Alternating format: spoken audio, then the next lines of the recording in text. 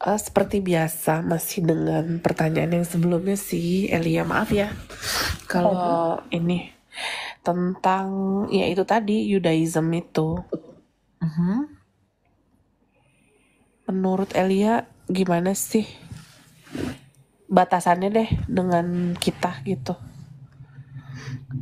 Batasan apa dulu nih? Ya, Yudaisme itu sudah tidak berguna lagi bagi kita.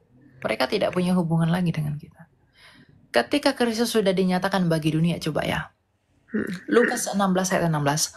Hukum Taurat dan kitab para nabi berakhir sampai tampilnya Yohanes Pembaptis. Dan sejak saat itu, kerajaan Allah diberitakan. Bukankah Yudaisme, keagamaan orang Yahudi, berdiri atas dasar Taurat dan para nabi? Kalau Yudaisme berdiri atas Taurat dan berdiri atas kitabnya para nabi, berarti setelah Kristus datang, maka keagamaan mereka itu ikut berakhir. Karena Kristus sudah datang menggenapinya. Menutup janji itu, menggenapi janji itu, dan memberi janji yang baru. Jadi apakah kita punya hubungan dengan Yudaisme? Tidak, meskipun Yudaisme itu adalah induknya kita sebagai kekristenan. Oke. Para Tuhan itu orang Yahudi. Jadi kita nggak punya hubungan lagi dengan mereka. Gitu. Itu termasuk dalam aturan-aturan seperti misalnya makan babi ya. Itu nggak berguna lagi, nggak ada lagi. Mau makan babi, mau makan apa, kayak silahkan aja. Kan Tuhan Yesus berkata, bukan apa yang masuk yang menajiskanmu. Iya. Bagaimana mungkin makanan bisa menajiskanmu? Mau kamu makan apa kek, kalau itu berguna bagimu, silahkan kamu makan. Rasul Paulus berkata, tidak ada yang haram bagiku, segala sesuatu halal bagiku, tapi tidak semuanya berguna. Bahkan lebih jauh lagi Rasul Paulus berkata, aku tidak mau diperhamba oleh apapun. Jadi jangan kita seperti memberhalakan makanan dan lain-lain, itu nggak boleh. Oke. Jadi nggak ada lagi hubungan kita, karena di Alkitab di Perjanjian Lama nggak boleh makan bepung, nggak boleh makan ini, lalu kita nggak bisa makan ini. Apa itu? Karena keselamatan itu keselamatan rohania. Itulah yang membangkitkan tubuh. Percuma kamu jaga kamu nggak makan ini. Emang tubuhmu ini kamu bawa ke surga? Betul. Karena enggak, kamu harus buang itu kan demi yang baru. Iya, betul. Apa gunanya tubuh kita yang bisa penyakitan ini? Ini nggak akan kita bawa, ini nggak cocok. Kenapa? Karena darah dan daging tidak mendapat bagian dalam kerajaan sorga. Oke.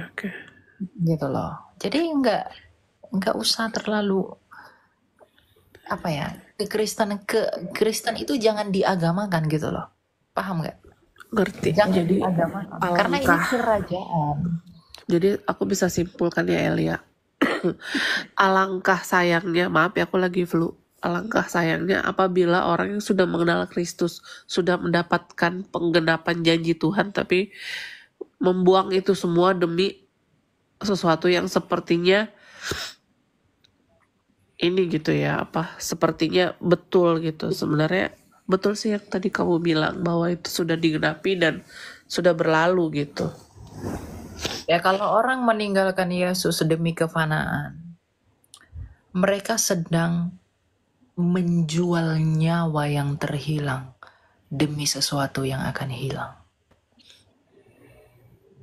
Ya, betul. Nyawa darah Yesus itu tertumpah bagi dia, tapi dia membuang itu demi sesuatu yang juga akan hilang darinya.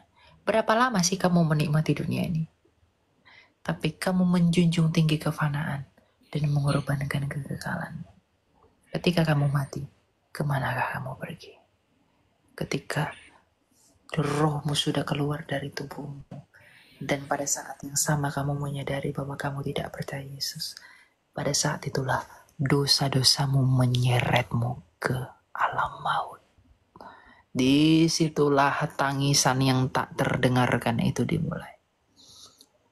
Penyesalan tidak ada lagi gunanya.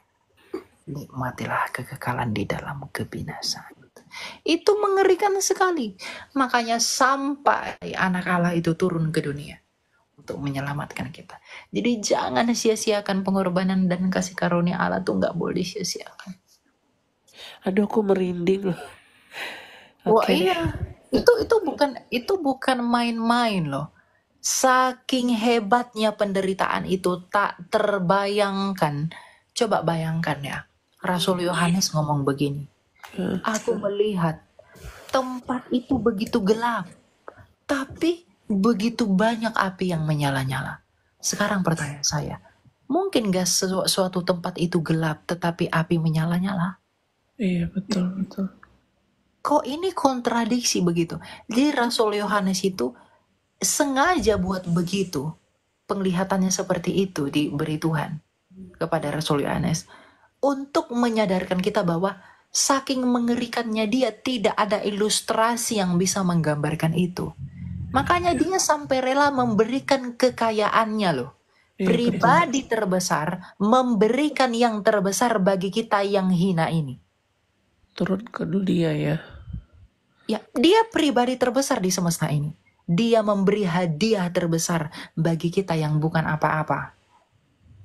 Kita kalau menyadari itu, dia telah memberikan yang terbesar di dalam miliknya kepada kita yang bukan apa-apa. Lalu kenapa kita menyia-nyiakan itu demi pacar, demi rumah, demi mobil, demi apa segala macam? Kamu menjual nyawa yang terhilang karena kasih. Demi apa? Demi seng yang gak berguna. Maka akan terjadi seperti Lukas 16. Ketika orang kaya itu mati. Ketika orang kaya dan Lazarus masih hidup. Orang kaya itu selalu berpakaian jubah ungu. Mewah. Tetapi Lazarus hanya memakan remah-remah dari sisa orang kaya itu. Dan anjing-anjing pun menjilati boroknya. Ketika mereka berdua mati, Lazarus dituntun oleh malaikat ke Firdaus. Tapi orang kaya itu menderita. Apa ucapan orang kaya itu kepada Bapak Abraham? Dia menyesal. Bahkan dia berkata, Bapak Abraham, suruhlah Lazarus itu mencelupkan jarinya ke lidahku karena aku kehausan di tempat ini. Bayangkan, dia yang begitu kaya di bumi, ketika dia mati, bahkan ketika dia meminta setetes air pun, dia tidak dapat mendapatkan itu. Iya, betul. Untuk pindah tempat pun, dia tidak bisa. Apa yang mau kamu andalkan selain daripada kasih Tuhan? Gak ada. Jadi kalau orang yang songong karena dia pinter lah, karena dia Kaya. karena dia kuat, karena dia cakep, kamu songong karena hal-hal seperti itu, kamu sombong, kamu meninggikan diri, itu gak akan berguna nanti. Makanya gak ada gunanya, yang begitu-begitu itu gak guna. Ya udah, kalau kamu banyak duit, kalau kamu pinter, kalau kamu apa segala macam, tetap merendahkan diri. Jangan jadikan itu menjadi alat untuk merendahkan orang lain. Tuhan Yesus saja tidak pernah memandang rendah orang berdosa. Lalu siapa kita orang berdosa memandang rendah orang berdosa? Yesus saja, Tuhan Yesus saja yang tidak berdosa, itu tidak memandang rendah orang berdosa. Lalu mengapa kita orang berdosa memandang rendah yang berdosa? Secara tidak langsung kita sedang meninggikan diri daripada Allah. Karena dia sendiri tidak berlaku demikian. Ya, aku merinding loh.